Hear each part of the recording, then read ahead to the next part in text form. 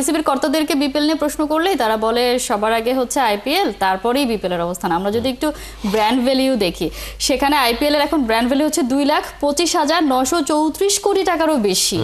বাংলাদেশের বিপিএল এর কোনো ব্র্যান্ড ভ্যালিউ আমরা খুঁজে পাই না যদি আমরা খুঁজতে যাই।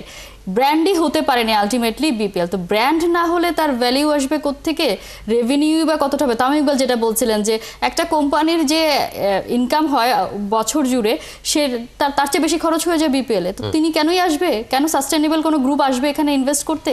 বা কেনই আবার তারা আসলে ব্যাক টু ব্যাকই আসবে? সবকিছু মিলে এই জায়গাতেও তো অনেক বড় একটা সমস্যা। দেখেন, বিপিএল এর সবচেয়ে বড় দুর্বলতা হলো ফ্র্যাঞ্চাইজিদেরকে ঠিক মতো রাখতে না পারা। অর্থাৎ প্রতি বছর আপনার দেখবেন যে নাম চেঞ্জ হয়, অর্থাৎ একটা কোম্পানি আসে এবং ভুইফোর কোম্পানি দেখবেন যে এখানে কোনো স্টেবল কোম্পানি নেই।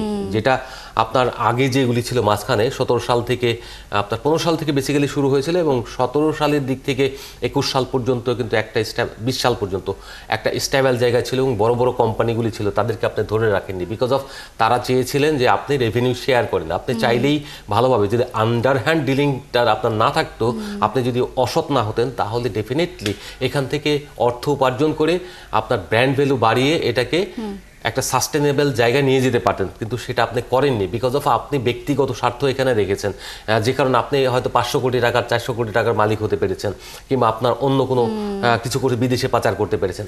আলটিমেটলি এই বিপিএলটাকে 11টা আসর গিয়েছে। আপনি বলেন ফার্স্ট আসরে যে খেলেছে সেই দলটাকে একটা দল আছে আইপিএলে আছে। আইপিএল এই পৃথিবীতে ক্রিকেটের যে ফ্র্যাঞ্চাইজি লিগ হলো, প্রথম ছিল আইপিএল।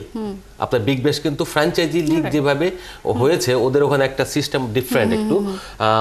সেই জায়গা থেকে আইপিএল এর পরবর্তীতে চালু হলো বিপিএল। বিপিএল যখন 2012 সালে চালু হয়, তখন ভারতীয় ক্রিকেট বোর্ড কিন্তু বলেছিল তোমরা এটা চালু করো না, তোমাদের যত রকমের ফ্যাসিলিটি দিতে হয় দেবো। কিন্তু সাবেক যে সভাপতি ছিলেন কামাল সাহেব, তিনি জোর করে এক প্রকারে এটা চালু করলেন। কিন্তু তিনি যদি থাকতেন কিংবা তার মতো যদি ডাইনামিক কেউ থাকতো, তাহলে বিপিএল ঠিক অন্য জায়গায় নেওয়া সম্ভব হতো।